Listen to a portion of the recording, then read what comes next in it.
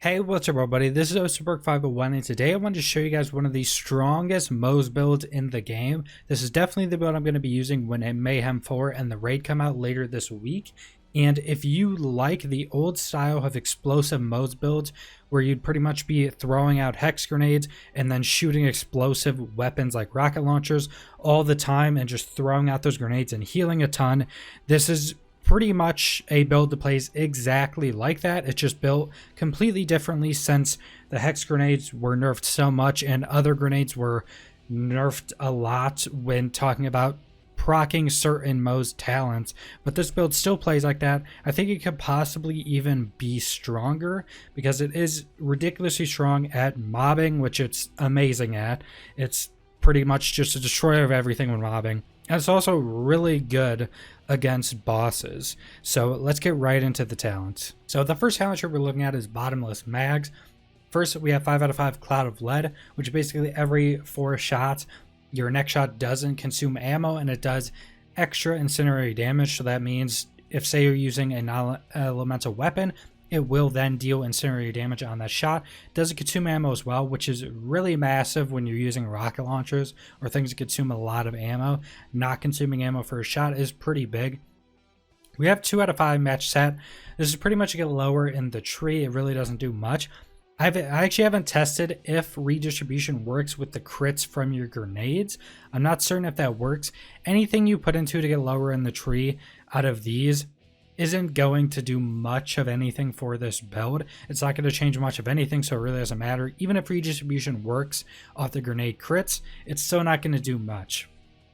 So just get lower in the tree. Stroke the Embers. This is a massive damage increase. Increases Moze and Iron Rays incendiary damage by 30%. Pretty much all of the damage we're dealing also procs incendiary damage off it. So that's just dealing a ton of extra damage.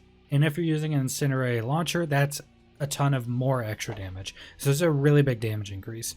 5 out of 5 Scorching RPMs, critical damage increase, and fire rate increase. We're mainly using a Scourge. So the fire rate is actually useful for our rocket launcher. Then I did one into Russian offense, which you can sprint and shoot. Now, you can take this out if you really don't sprint around and shoot a lot. I just thought it was something cool to put in because most builds don't actually use this. And I think it's still a really fun talent to use. And since we have extra points, since most of the stuff in this tree, these 2 up here are good damage, but mostly everything else is just to get down lower in the tree, and having more points, you might as well put one in Russian offense because it's pretty fun to use.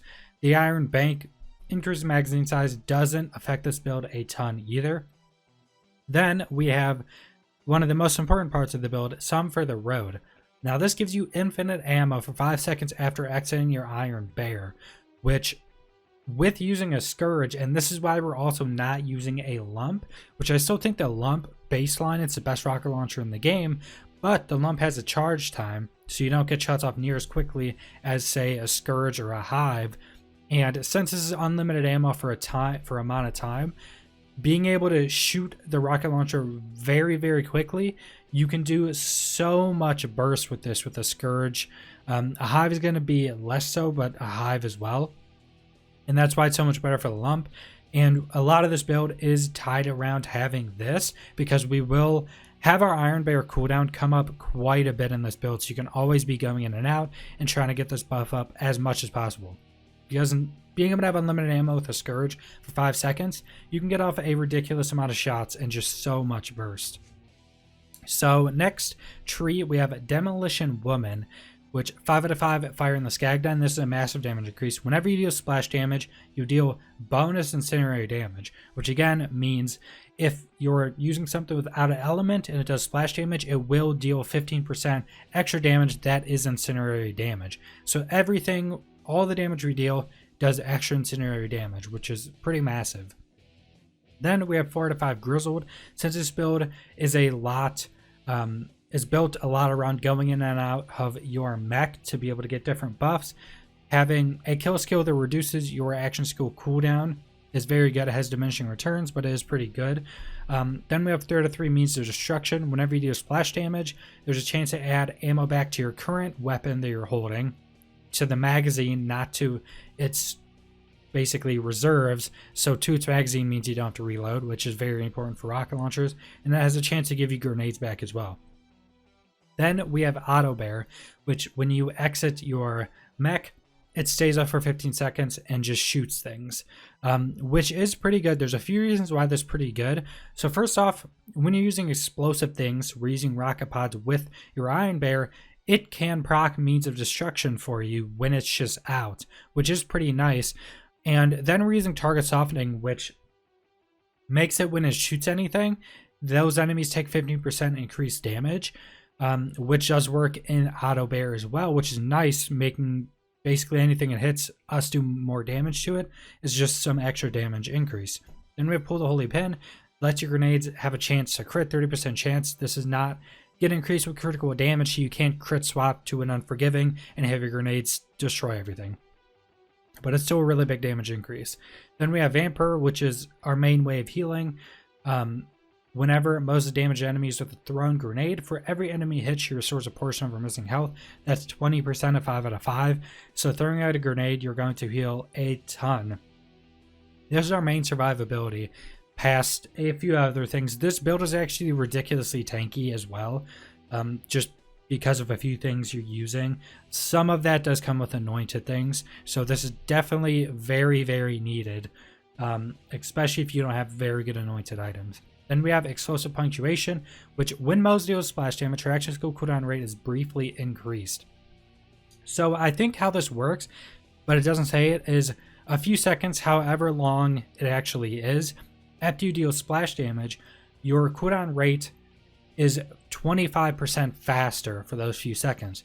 Since all the damage we deal with splash damage, this is basically 25% cooldown rate increase when you're in combat. That's pretty much just how it turns out to be, which is also super important because you want your Iron Bear, or be able to go in and out of Iron Bear as much as possible. Then we have an extremely strong talent that I think has not been used a lot, but is going to be used a lot more now since all the big Moze changes, which is Short Fuse. Whenever Moze deals gun damage, there's a chance for a secondary explosion centered on the target. It is a 20% chance, but it deals 75% of gun damage. So basically, say we're using a Scourge. If you don't know how a Scourge works, it's one like big rocket that when it's going through the air, which it goes for a while, it constantly generates smaller rockets that home into anything around it. So when those are going off and exploding on something, which is also dealing whatever element they are, it's doing extra incendiary damage, it's doing all these types of explosive damage, it then has a chance to blow up again on that target for 75% of the damage, which is only 25% less than the normal damage.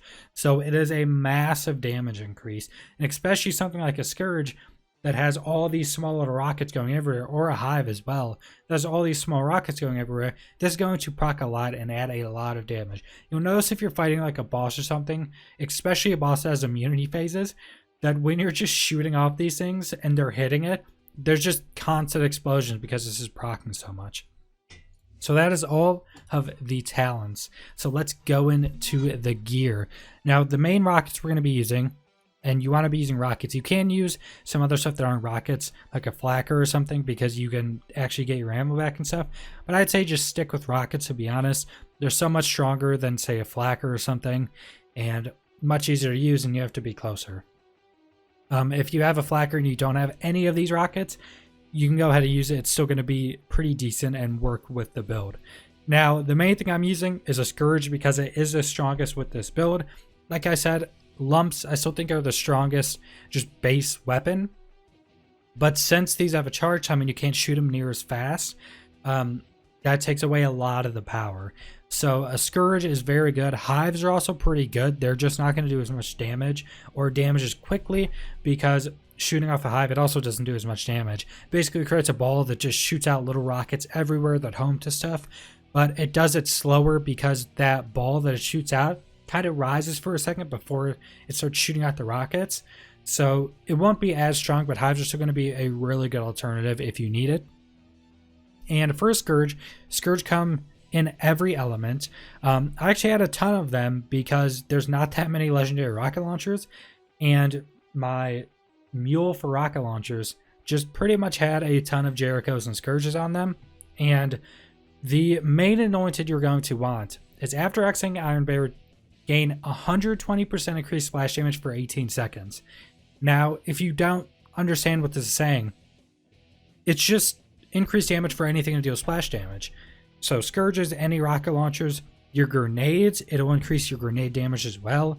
It'll increase your Iron Bear. It should increase your Iron Bear or your Auto Bears damage as well, since it's dealing some type of splash damage, which isn't going to be a lot anyway. But this is a massive damage increase. Also, for 18 seconds, you can have this up forever. With how quick our Iron Bears come back in this build, you can just have this up forever, which is a massive damage increase. Scourge can come in any element, so you could pretty much farm one up for any situation you want and just have a bunch on if you want.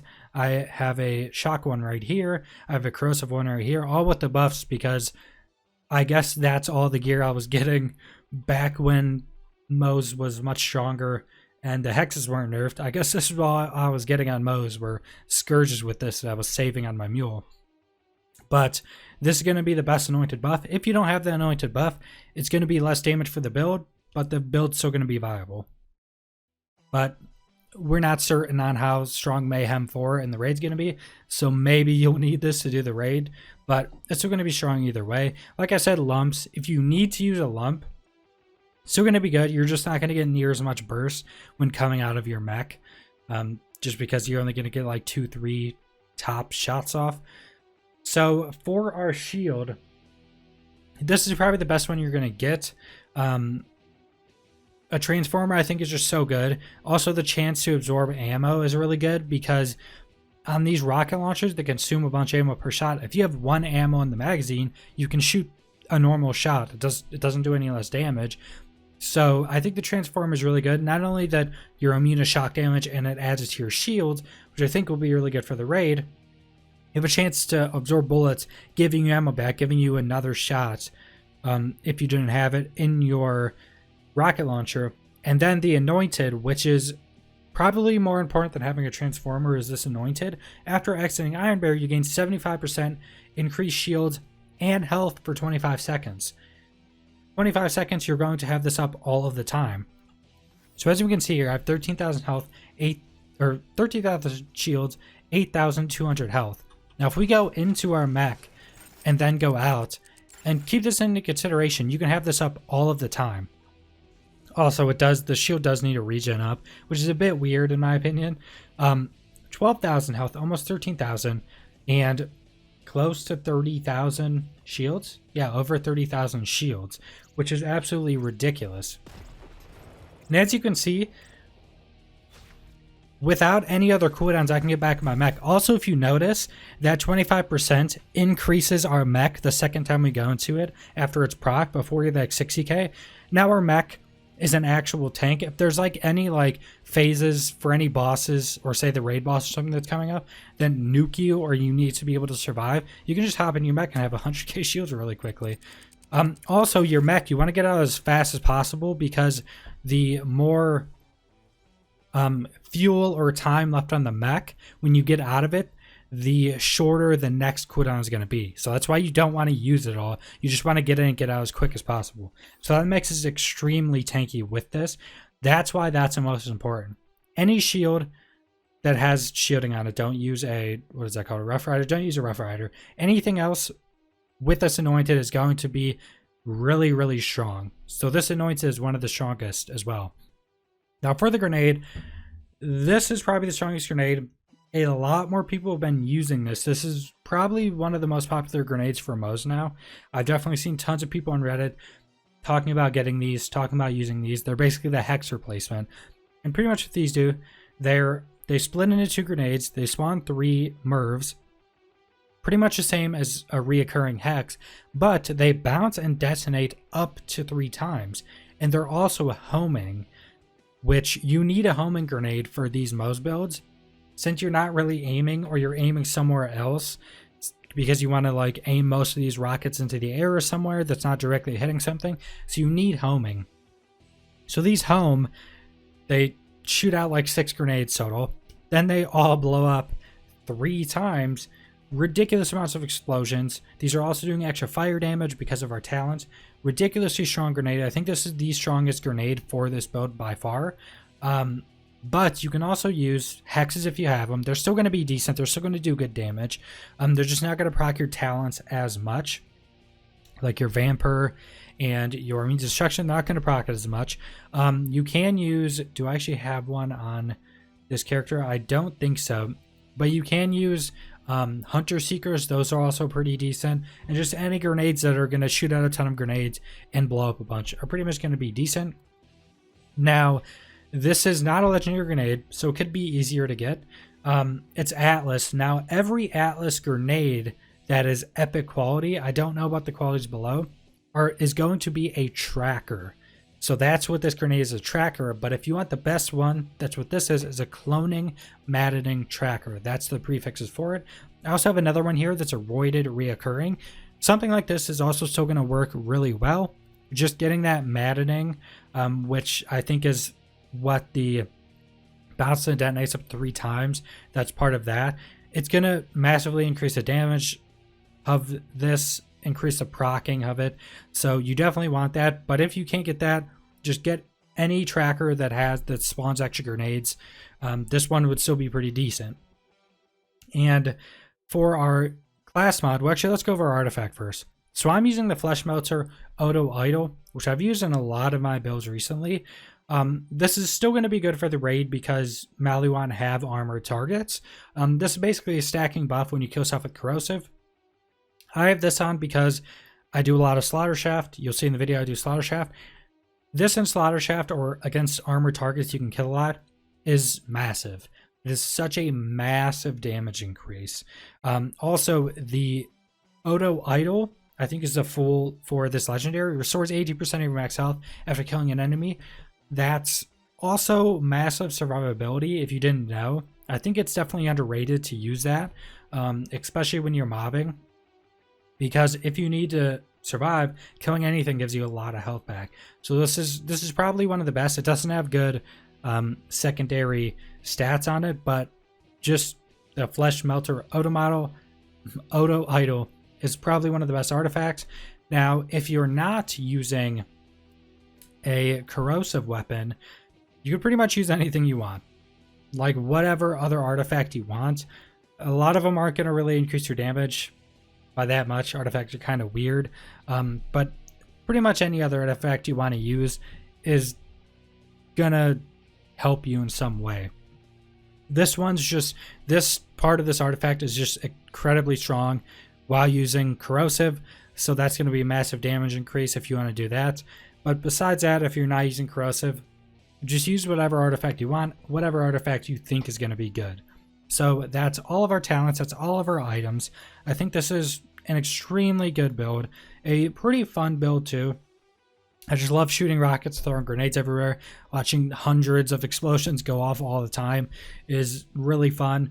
But that's the entire build. Subscribe if you want to see more Borderlands 3 content. Leave a like if you liked the video. Leave a comment down below if you have any questions about anything about this build, how it works, where to get any of these items, anything like that. Leave it in the comments. I'll try to reply to everybody. And thanks for watching. Very much enjoy watching a bit of blood sport now.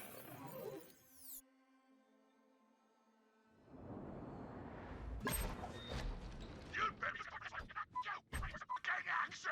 New round! Go!